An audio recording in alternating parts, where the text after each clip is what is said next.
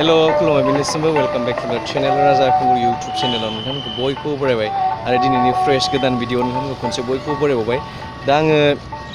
गुवाहाटीयावसो दङ गुवाहाटी बालाजी मन्दिर बे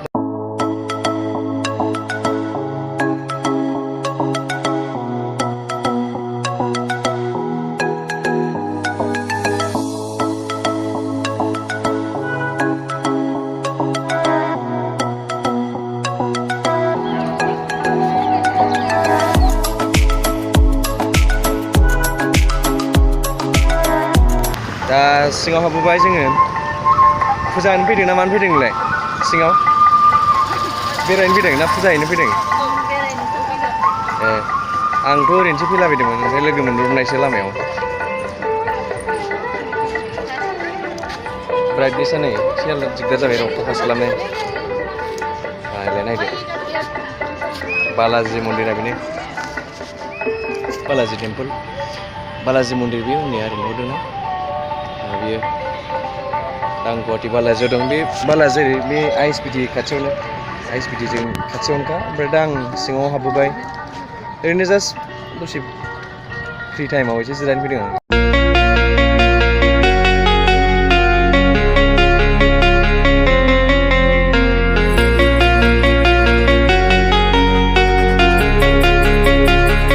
सासे लोगो मोनदों आं हाय होनहर ओमफ्राय दा ओरै जों हाबबोगासिनो सिङाव नै सानफ्लावार नायनोबा बुरियानोखाय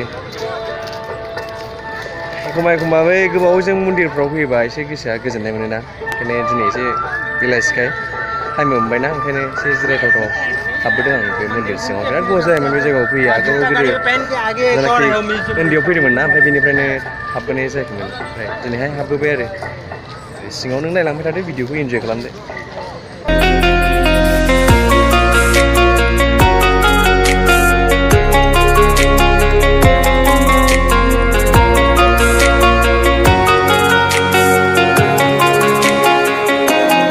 आं बारा मोजां एक्सप्लर खालामहैयासै सिङावहाय